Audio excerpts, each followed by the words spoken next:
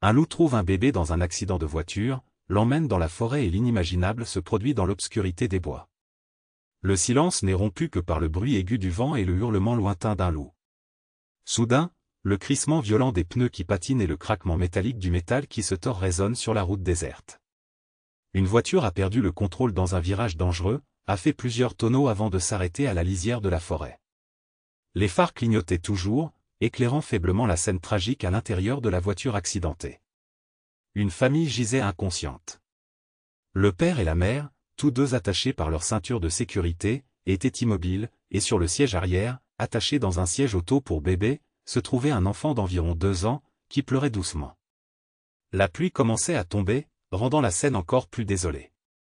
Du cœur de la forêt, un majestueux loup gris observait tout de loin. Il était le chef de sa meute, mais cette nuit-là, il patrouillait seul sur son territoire. La curiosité et l'instinct le conduisirent jusqu'au bord de la route, attiré par l'odeur du métal et du sang. Lentement, il s'approcha de la voiture. Ses yeux brillants parcoururent l'intérieur du véhicule, se fixant sur la petite silhouette qui bougeait toujours. Le bébé pleurait, ses grands yeux effrayés reflétant la lumière des phares qui s'éteignaient. Le loup fit un autre pas en avant, reniflant l'air. Quelque chose en lui, un instinct primaire, le poussait à agir. Il n'était pas n'importe quel prédateur. Il y avait quelque chose de profond et de mystérieux dans son lien avec la vie de ce bébé. Avec une prudence surprenante, le loup fit le tour de la voiture, se rapprochant de la vitre cassée. Leurs regards se croisèrent et, d'un geste instinctif, il mordit doucement la poignée du siège du bébé, le tirant hors de la voiture comme s'il savait exactement quoi faire. Le bébé cessa de pleurer, comme s'il sentait d'une manière ou d'une autre qu'il était sous la protection de quelque chose qui dépassait sa compréhension. Le loup, avec une douceur presque incroyable, porta l'enfant comme il le ferait avec ses propres petits et commença à pénétrer dans la forêt dense, s'éloignant du lieu de l'accident. La pluie devenait plus forte, mais cela n'empêcha pas le loup d'emmener le bébé plus profondément au cœur de la forêt, où quelque chose d'inimaginable était sur le point de se produire. Le chemin était raide et couvert d'une végétation épaisse, mais le loup avançait avec détermination, comme si chaque pas était guidé par un instinct ancien. Il connaissait chaque arbre, chaque bruit. Le bébé, enveloppé dans sa fine couverture, était en sécurité dans les mâchoires de son gardien inattendu. Ses grands yeux curieux observaient les ombres alentour, et de petits murmures s'échappaient de ses lèvres, presque inaudibles sous le bruit de la pluie. Finalement, ils atteignirent une clairière où le reste de la meute s'était abrité. Le chef des loups déposa délicatement le bébé sur le sol. Les autres loups s'approchèrent, perplexes et prudents, formant un cercle autour de l'enfant. Certains grognèrent doucement, reconnaissant l'odeur humaine, mais le loup gris, d'un regard autoritaire, étouffa tout signe de menace. D'un bref hurlement, il leur ordonna de reculer, créant une barrière protectrice autour du bébé. Là, sous la surveillance constante du loup, l'enfant trouva un sentiment de sécurité inattendu. Pendant ce temps, dans le village voisin, la nouvelle de l'accident commençait à se répandre. Personne ne savait qu'au plus profond de la forêt, le sort du bébé avait pris une tournure incroyable sous la protection d'un gardien sauvage qui, cette nuit pluvieuse, était devenu bien plus qu'un simple loup. Les parents du bébé, gravement blessés, furent secourus par un passant qui les avait trouvés sur les lieux de l'accident. Mais le petit, toujours attaché dans le siège auto, avait disparu, laissant tout le monde en état de choc et d'inquiétude. Les recherches ont immédiatement commencé, avec la collaboration de la police, des pompiers et des habitants du quartier. Tout le monde pensait que, seul, le bébé n'avait aucune chance de survivre longtemps dans un environnement aussi hostile et sauvage. Parmi les volontaires se trouvait Samuel, un chasseur expérimenté qui connaissait parfaitement la forêt. Il connaissait chaque sentier, chaque colline, chaque rivière de cette forêt, mais Samuel savait quelque chose que personne d'autre ne semblait prendre en compte, une meute de loups habitait ces terres. Cette nuit-là, en entendant les hurlements lointains, il commença à soupçonner que, d'une manière ou d'une autre, ces animaux pourraient être impliqués dans la disparition du bébé. Déterminé, Samuel s'engagea non seulement à retrouver l'enfant, mais aussi à assurer la sécurité du village si une menace de loup se confirmait. Alors que les recherches se poursuivaient et que le temps passait, quelque chose d'extraordinaire se produisait au cœur de la forêt. Contre toute attente, le bébé semblait s'adapter à cette nouvelle réalité. Le loup gris, chef de meute, guidé par un instinct protecteur et paternel que personne ne pouvait expliquer, nourrissait le bébé avec ce qu'il pouvait chasser. Il apportait de petits morceaux de viande à l'enfant et l'aidait à manger du mieux qu'il pouvait, s'assurant que le bébé ait assez de force pour résister au froid et au danger. Lors des nuits froides, le loup se couchait à côté de l'enfant, l'enveloppant de son corps pour le garder au chaud. C'était une scène de pur instinct, mais qui révélait une tendresse qui défiait la logique. Le bébé, à son tour, commença à interagir avec les loups comme s'il se sentait peu à peu partie intégrante de cette famille sauvage. Il sourit aux animaux, s'efforce d'imiter leurs cris, fait impressionnant, même les loups qui se montraient initialement méfiants commencent à l'accepter. Pour eux, ce petit humain, vulnérable et dépendant, fait désormais partie de la meute. Au fil du temps, le bébé s'habitue à la routine des loups, se blottit contre eux et observe leurs mouvements avec une curiosité enfantine. Il semblait comprendre qu'il était en sécurité parmi les loups. Guidé par ses soupçons, Samuel suivit des traces qui le conduisirent plus profondément dans la forêt sombre. À chaque pas, il découvrait des traces de loups dans les zones montrant des signes d'activité récente, mais il ne parvenait pas à localiser le bébé. Son inquiétude grandit, tout comme sa détermination à retrouver l'enfant avant qu'il ne soit trop tard. L'hiver approchait, rendant la forêt encore plus froide et inhospitalière. Samuel savait que le temps lui était compté et la tension entre lui et l'équipe de secours ne fit que croître. Certains membres de l'équipe étaient déjà convaincus qu'il était impossible de retrouver le bébé vivant, tandis que d'autres, comme Samuel, refusaient d'abandonner. L'urgence du moment ne fit que le pousser plus loin, guidé par une force inexplicable.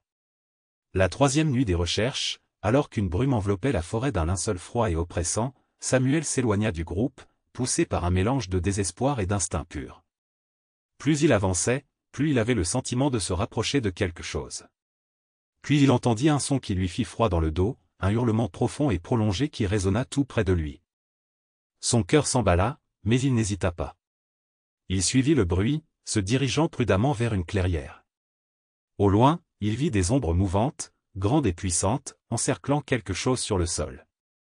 Instinctivement, il se cacha derrière un arbre, serrant fermement son fusil tandis que ses yeux s'habituaient à la faible lumière. La scène qui se déroulait devant lui semblait impossible. Au centre de la meute, protégé par de puissants loups, quelque chose bougeait au sol. Samuel, incapable de détourner le regard, tentait de donner un sens à ce qu'il voyait, ayant du mal à croire à la vision qu'il avait devant lui. Là, au centre de la clairière, se trouvait le bébé, vivant et protégé. Entouré de loups, le chef de la meute, l'imposant loup gris, veillait à côté de l'enfant, vigilant comme un père protecteur. Un choc parcourut Samuel. Ce qu'il avait craint comme menace des loups semblait désormais être la raison même pour laquelle le bébé était en sécurité. Samuel se retrouva entre deux mondes, le monde humain qui attendait les secours et le monde sauvage où, de manière mystérieuse, le bébé avait trouvé protection. Il savait que s'il avançait, il pourrait effrayer les loups et mettre la vie de l'enfant en danger. En même temps, il craignait que s'il n'agissait pas, le bébé ne survivrait pas longtemps dans un environnement aussi hostile, même avec la protection des loups. Déconcerté et le cœur lourd, Samuel se retira silencieusement, déterminé à planifier soigneusement sa prochaine étape. Conscient que le chef de l'équipe de recherche ne croirait jamais son histoire, Samuel comprit qu'une approche imprudente pourrait mener à la tragédie. Il devait trouver un moyen de gagner la confiance des loups. Mais, en tant que chasseur et villageois, cela semblait impossible. Pendant ce temps, la vie du bébé aux côtés des loups continuait de s'adapter. Le loup gris, qui avait d'abord agi par pur instinct, semblait désormais développer un lien encore plus profond avec l'enfant. Pendant plusieurs nuits, le loup repoussa d'autres prédateurs qui rôdaient dans la clairière, protégeant le bébé au péril de sa vie. Les autres loups, qui avaient déjà accepté le garçon comme membre de la meute, jouèrent même avec lui avec douceur, comme ils le feraient avec leurs propres petits. Chaque jour, le lien entre le loup et le bébé se renforçait et l'enfant, encore trop jeune pour comprendre pleinement ce qui se passait, commença à ressentir de la confiance et de l'affection pour son sauveur. Le loup gris fit preuve d'une gentillesse rare, presque incompréhensible pour une créature sauvage, comme s'il comprenait que le sort du bébé sans défense reposait sur ses soins. Cependant, lors d'une nuit particulièrement froide, le silence de la forêt allait être radicalement perturbé. Un groupe de villageois, ignorant tous les avertissements de Samuel, décide d'envahir la forêt. Ils sont convaincus que les loups sont responsables de la disparition du bébé et, pris de peur et de colère, croient que les animaux ont fait quelque chose de tragique à l'enfant. Déterminés à éliminer toute menace, les hommes se mettent en route, armés et prêts à traquer tout loup qu'ils rencontreront. Lorsque Samuel apprit le mouvement du chasseur, une peur profonde s'empara de lui. Il savait que ces hommes ne lui montreraient aucune pitié. Il craignait que, s'il rencontrait les loups, quelque chose de terrible puisse arriver non seulement à la meute, mais aussi au bébé, qu'il savait sous la protection du loup gris. Samuel courut donc sans hésiter vers le cœur de la forêt. Son cœur battait à chaque pas et un sentiment d'urgence envahissait ses sens. Il connaissait bien le tempérament et l'impulsivité du chasseur. Il n'hésitait pas à tirer au moindre mouvement, au moindre bruit. Le groupe avançait à travers la forêt dense, cassant des branches et éclairant leur chemin avec de puissantes lampes de poche. Chaque homme portait un fusil et leur visage affichait la détermination de ceux qui étaient prêts à l'affrontement. Après une longue marche, ils aperçoivent enfin la clairière où la meute s'est rassemblée. Les loups, alertés par l'odeur et le bruit des intrus, se mettent immédiatement en état d'alerte. Les loups commencent à tourner autour du bébé, qui gisait sur le sol, protégé par la barrière de cadavres sauvages. Le loup gris, le chef, se positionna à l'avant du cercle et, avec un grognement menaçant, dévoila ses dents acérées, avertissant les hommes de garder leur distance. Les chasseurs, qui n'imaginaient pas que le bébé était vivant et sous la protection des loups, levèrent leurs armes, prêts à faire feu. La tension était palpable. Le silence de la clairière fut rompu par un cri désespéré. Samuel était arrivé et, sans hésiter, il cria aux hommes de s'arrêter. Sa voix résonna dans la forêt, forte et résolue, mettant un terme à ce moment critique. Pendant un instant, tout sembla se figer. Les loups, les yeux fixés sur les chasseurs, restaient sur la défensive, grognant et reniflant l'air, prêts à protéger le bébé à tout prix. Samuel, essoufflé, leva les mains et s'approcha prudemment du groupe de chasseurs pour tenter de les calmer. Il savait que chaque seconde était cruciale, que le moindre mouvement brusque pouvait déclencher une tragédie.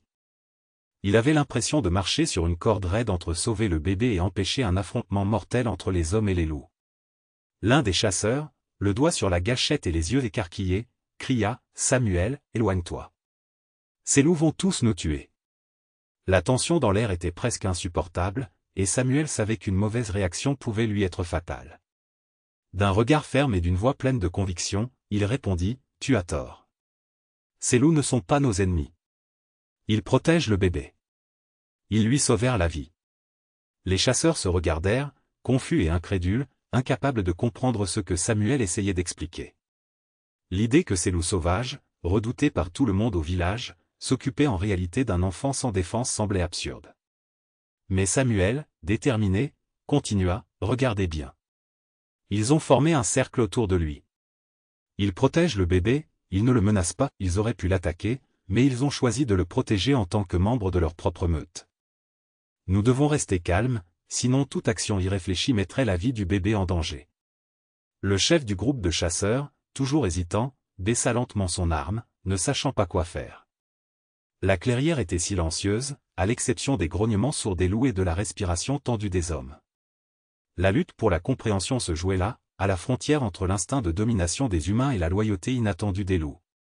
Le regard de Samuel, fixé sur les chasseurs, exprimait une urgence qu'on ne pouvait ignorer. Après ce qui sembla une éternité, les hommes commencèrent à baisser leurs armes, toujours perplexes et incrédules, mais désormais réticents à défier l'avertissement de Samuel. Avec un dernier soupir de soulagement, il s'avança, essayant de gagner la confiance des loups sans provoquer davantage de tension. Ce faisant, il s'approcha du loup gris, qui lui lançait un regard fixe et pénétrant mais ne grognait plus.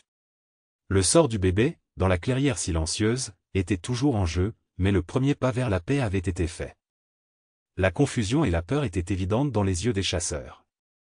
Aucun d'entre eux ne pouvait comprendre la situation, un bébé humain protégé par des loups sauvages. La tension était palpable, chaque seconde s'alourdissait, et chacun savait que le moindre faux mouvement pouvait conduire à un désastre irréversible. Le chef des chasseurs baissa son arme à contre-séhure pendant un moment, mais les autres hésitaient encore, les doigts posés sur la gâchette, méfiants et incertains. Puis Samuel, dans un geste audacieux, fit un pas en avant vers les loups. Il savait qu'il risquait sa vie, mais il savait aussi que s'il n'agissait pas, le bébé et les loups seraient condamnés. Lentement, d'une voix ferme et calme, il s'adressa directement au loup gris, essayant de lui transmettre une paix qui pourrait surmonter la tension du moment. « Je sais que tu comprends, » murmura-t-il, les yeux rivés sur ceux du loup. « Je peux le voir dans tes yeux. Tu as sauvé cet enfant, et je veux juste t'aider. » Le loup gris, bien que toujours méfiant, semblait reconnaître la sincérité dans la voix calme de Samuel. Pendant un instant, ses yeux brillèrent, comme s'il comprenait l'intention de l'humain. Après avoir jeté un dernier regard à sa meute, le chef des loups recula, permettant à Samuel de s'approcher du bébé. D'un mouvement lent et prudent, Samuel prit l'enfant dans ses bras, le berçant tendrement. Les chasseurs, incapables de croire ce qu'ils voyaient, commencèrent à baisser leurs armes une à une jusqu'à ce qu'il n'en reste plus une seule. Un silence absolu remplit la forêt, et tous restèrent là, à regarder avec crainte et admiration le miracle qui venait de se produire. Le loup gris, tout en gardant une distance de sécurité, ne quittait pas le bébé des yeux, comme s'il veillait toujours à sa sécurité. Samuel, sentant le poids de la responsabilité et l'urgence du moment, se tourna vers le groupe et parla avec détermination. « Nous devons partir maintenant. Si nous revenons avec des renforts, ils tueront les loups, et ce ne serait pas bien. » Les chasseurs, encore choqués et déconcertés par ce qu'ils venaient d'observer, commencèrent à se disputer entre eux. Certains, tenaillés par de vieilles rancunes, voulaient se venger, se souvenant de l'époque où les loups s'attaquaient au bétail dans leurs fermes. D'autres, visiblement émus par la scène, remettaient en question leurs croyances. Ces mêmes loups qu'ils avaient craints autrefois avaient protégé un enfant sans défense. Il leur était impossible d'ignorer ce qu'ils venaient de voir, mais le débat intérieur de chacun d'eux révélait la complexité de la situation. Samuel, avec le bébé en sécurité dans ses bras, savait que c'était une nuit que personne n'oublierait jamais, une rencontre entre le monde sauvage et le monde humain où, contre toute attente, une alliance inattendue s'était forgée. Et à ce moment-là, tandis que le loup gris observait de loin, il semblait que la forêt elle-même respirait la paix, consciente que quelque chose de profondément significatif s'était produit dans cette clairière. Samuel, sentant le besoin de prendre le contrôle de la situation, prit une inspiration et parla fermement aux autres chasseurs. « Si nous revenons et racontons cette histoire, personne ne la croira. Mais vous avez vu ce que j'ai vu. Ces loups ont sauvé une vie. Ils ne sont pas nos ennemis. » Déterminé à protéger à la fois les loups et l'enfant, Samuel ramena le groupe au village, le bébé toujours en sécurité dans ses bras, enveloppé dans le manteau de la forêt qui, cette nuit-là, avait révélé l'un de ses secrets les plus profonds. Le voyage de retour fut long et fatigant, mais l'idée de réunir le bébé avec sa famille remplit leur cœur d'espoir. Au loin, le loup gris, gardant une distance respectueuse, suivait le groupe, toujours vigilant, comme s'il voulait assurer la sécurité du petit jusqu'au bout. L'ombre silencieuse du loup rendit le retour encore plus mystérieux et émouvant, une scène qui restera à jamais gravée dans la mémoire de ceux qui en furent témoins. Lorsqu'ils atteignirent enfin les abords du village, la nouvelle du sauvetage se répandit comme un éclair. Bientôt, les villageois se rassemblèrent, stupéfaits d'entendre l'histoire extraordinaire de la façon dont le bébé avait été retrouvé vivant et en bonne santé, protégé par une meute de loups. À l'hôpital, les parents, encore en convalescence, avaient du mal à croire que leur enfant était encore en vie. Des larmes de soulagement et de gratitude coulaient alors qu'ils serraient leur petit contre eux, remerciant tous ceux qui l'avaient ramené à la vie, sans se douter du lien improbable qui l'unissait au loup qui le gardait. Alors que les médecins s'occupaient du bébé et que les voix de joie résonnaient dans le village, Samuel s'est éclipsé dans un coin tranquille, loin de l'agitation.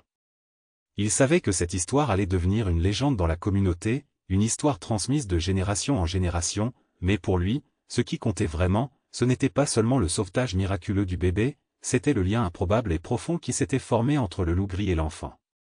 Là, sous les étoiles et entouré du murmure de la forêt, Samuel ressentait une étrange paix en réfléchissant à tout ce qui s'était passé. Cette rencontre avec les loups n'était pas seulement une histoire de survie, c'était un rappel du lien mystérieux entre l'homme et la nature.